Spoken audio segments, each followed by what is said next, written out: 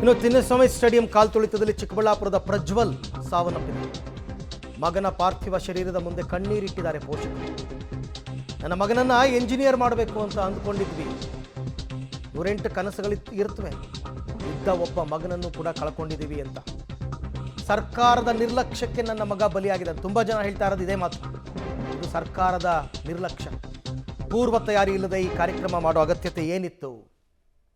ಎಲ್ಲರಲ್ಲೂ ಇದೇ ಹೇಳ್ತಾರೆ, ಎಲ್ಲರಲ್ಲೂ ಇದೇ ಪ್ರಶ್ನೆ ಮೂಡ್ತಾ ಇರ್ತಕ್ಕಂಥದ್ದು.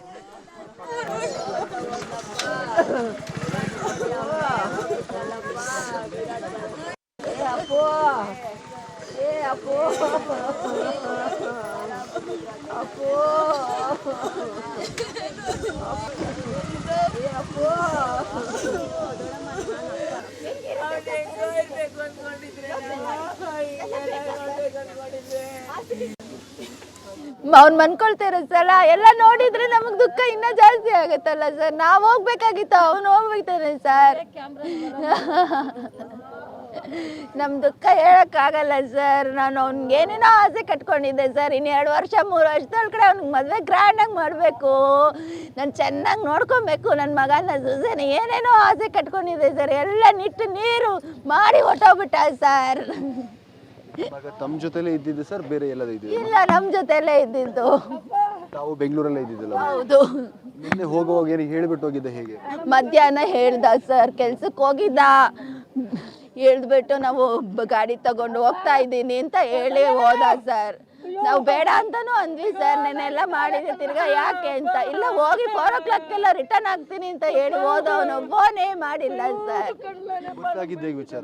ನಮಗೆ ಗೊತ್ತಾಗಿದ್ದು ಮೊಬೈಲಿಂದ. ನಾವು ಫೋನ್ ಮಾಡಿದಾಗ ಪೊಲೀಸ್ ಅವ್ರು ಎತ್ತಿದ್ರು, ನಮ್ಮ ತಂಗಿಯವ್ರು ಮಾಡಿದ್ರು.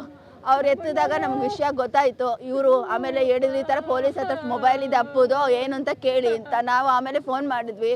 ಪೊಲೀಸ್ ಅವ್ರು ತೆಗೆದು ನಿಮ್ಮ ಮೊಬೈಲಿದೆ, ಕಲೆಕ್ಟ್ ಮಾಡ್ಕೊಳ್ಳಿ ಅಂದರು. ಸರಿ ಆಯಿತು, ಆಟೋದಲ್ಲಿ ಬುಕ್ ಮಾಡಿಕೊಂಡು ಹೋಗಿ ಅದನ್ನು ಕಲೆಕ್ಟ್ ಮಾಡ್ಕೊಳಕ್ಕೆ ಹೋದರೆ, ಫಸ್ಟ್ ನೀವು ಪರ್ಸನ್ ಎಲ್ಲಿದ್ದಾರೆ ನೋಡ್ಕೊಳ್ರಿ ಮಾ ಅಂದರು. ಇಬ್ಬರನ್ನ ಅಲ್ಲಿ ಬಿಟ್ಬಿಟ್ಟು ಮೊಬೈಲ್ ಕಲೆಕ್ಟ್ ಮಾಡ್ಕೊಳ್ಳೋಕ್ಕೆ ನಾನು ಇನ್ನೊಬ್ಬ ಫ್ರೆಂಡು ಹೋಗಿ ಅಲ್ಲಿ ಇದು ಮಾಡಿದ್ವಿ, ಇದು ಬೋರಿಂಗ್ಗೆ. ಆ ಬೋರಿಂಗಲ್ಲಿ ಇರಲಿಲ್ಲ. ಮತ್ತು ತಿರ್ಗಾ ಇನ್ನೊಂದು ಹಾಸ್ಪಿಟ್ಲು ಯಾವುದು ವೈದ್ಯಗಿನ, ಅಲ್ಲಿಗೆ ಹೋಗಿದ್ವಿ. ಅಲ್ಲಿ ಆ ಲಿಸ್ಟಲ್ಲಿ ಇವನ ಹೆಸರೇ ಇರಲಿಲ್ಲ. ಯಾಕಂದರೆ ಇವಂದು ಏನೂ ಐಡೆಂಟಿಫೈಯೇ ಇರಲಿಲ್ಲ.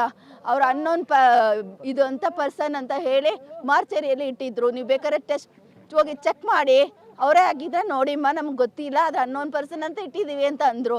ನಾನು ಪರವಾಗಿಲ್ಲ ಸರ್ ತೋರಿಸಿ ಅಂತ ಹೋದೆ.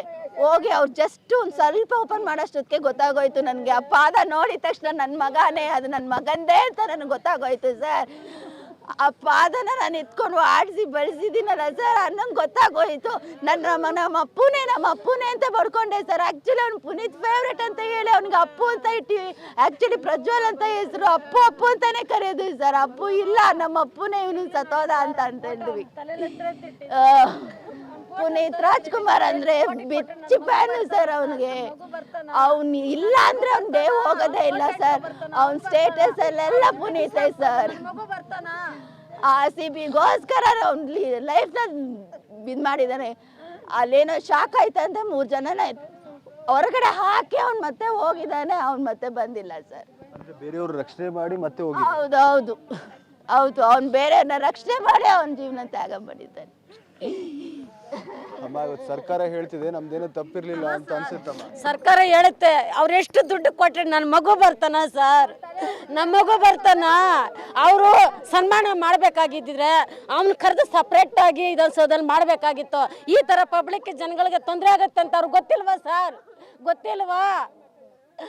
ಊಟ ತೊಳೆದ ಸತ್ತೋಗಿದ್ರೆ ಅವ್ನು ನಿಮ್ದಿರ್ತಾ ಇತ್ತು. ಈಗ ಸಾಕಿ ಬೆಳೆಸಿ ಅವ್ನ ಆಟ ಪಾಠ ನೋಡಿ ನಾವು ಹೆಂಗೆ ಸರ್ ನಾವು ಬದುಕಿರೋದು? ನಮ್ದು ಹಂಬಲ್ ರಿಕ್ವೆಸ್ಟ್ ಏನಂದ್ರೆ, ಈ ಥರ ಒಂದು ಪ್ರೋಗ್ರಾಮ್ ನಡೆಯುತ್ತೆ ಅಂದರೆ ಕರೆಕ್ಟಾಗಿ ಸೆಕ್ಯೂರಿಟಿ ಪರ್ಪಸಲ್ಲಿ ಮಾಡಿ. ನೀವು ಏನು ಮಾಡ್ತೀರಾ ಕರೆಕ್ಟಾಗಿ ಒಂದು ಏಜ್ಗೆ ಒಂದು ಪಾಸ್ ಕೊಡಿ, ಇನ್ನೊಂದು ಏಜ್ಗೆ ಇನ್ನೊಂದು ಕೊಡಿ.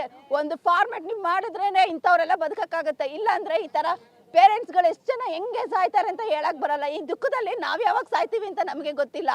ಅಷ್ಟು ದುಃಖ ಆಗ್ತಾ ಇದೆ ನನಗೆ, ಅಷ್ಟು ನೋವು ಆಗ್ತಾ ಇದೆ. ಇದೊಂದು ಮಗನ ಅದ್ರ ಮೇಲೆ ಬೆಟ್ಟದ ಆಸೆಗೆ ಇಟ್ಕೊಂಡಿದ್ದೆ ನಾನು. ಸೊ ಪ್ಲೀಸ್, ನನ್ನ ಹಂಬಲ್ ರಿಕ್ವೆಸ್ಟ್ ಏನಂದರೆ, ಗೌರ್ಮೆಂಟಿಗೆ ಪ್ಲೀಸ್ ಅವ್ರಿಗೆ ಗೈಡ್ಲೈನ್ಸ್ ಕೊಡಿ. ಫಸ್ಟು ಏನು ಪ್ರಕಾರ ಫಾರ್ಮ್ ಮಾಡಬೇಕು, ಯಾವ ರೀತಿ ರೊಟೇಷನ್ಸ್ ಇರಬೇಕು ಅನ್ನೋದನ್ನ ಫಸ್ಟು ಆಲೋಚನೆ ಮಾಡಿ ಮಾಡಬೇಕು, ಪರ್ಫೆಕ್ಟಾಗಿ ಮಾಡಬೇಕು. ಯಾವುದನ್ನೇ ಇನ್ ಬಿಟ್ವೀನ್ ಹಾಕೋದಲ್ಲ. ಒಂದು ಸ್ಟ್ಯಾಂಡರ್ಡ್ ಆಗಿ 1ಇಂದ 10 ಇದ್ರೆ 1ಇಂದ 10 ಇರಬೇಕು. ಇನ್ ಬಿಟ್ವೀನ್ ಎಲ್ಲ ಮಿಕ್ಸಪ್ ಮಾಡಕೂಡ್ದು. ಅದು ಮ್ಯಾನೇಜ್ಮೆಂಟ್ ಮಾಡೋಂಥ ಇದು ಅವ್ರಿಗೆ ಗೌರ್ಮೆಂಟ್ ಅವ್ರಿಗೆ ನಿಜವಾಗ್ಲೂ ನನಗೆ ಗೌರ್ಮೆಂಟ್ ಅಂದ್ರೇ ಆಗಲ್ಲ ಸರ್. ಇದು ಓಪನ್ ಆಗಿ ನಾನು ಹೇಳ್ತಾ ಇದ್ದೀನಿ. ನನಗೆ ಗೌರ್ಮೆಂಟ್ ಅಂದ್ರೇ ಅಷ್ಟು ವಿರಕ್ತಿ ಬರುತ್ತೆ. ಯಾಕಂದರೆ ಇಂಥ ಮಕ್ಕಳೆಲ್ಲ ಹೋಗ್ಬಿಡ್ತಾರೆ ಅವರಿಂದಾನೆ. ಯಾಕಂದರೆ ಅವ್ರಿಗೆ ಹುಚ್ಚು ಎಬ್ಬರಿಸೋದು ಅವರಿಂದಾನೆ. ಅವರೆಲ್ಲ ಚೆನ್ನಾಗೇ ಇರ್ತಾರೆ, ಹೋಗೋದು ಯಾರು ಬಡವ್ರ ಮಕ್ಕಳು. ಯಾರು ಮಾಡ್ತಾರೆ ಹೇಳಿ? ಖಂಡಿತ ಎಲ್ಲರ ಮಾತು ಕೂಡ ಒಂದೇ. ಅಂದರೆ ಕಾರ್ಯಕ್ರಮ ಮಾಡುವಾಗ ಸಾಕಷ್ಟು ಮುಂಜಾಗ್ರತೆ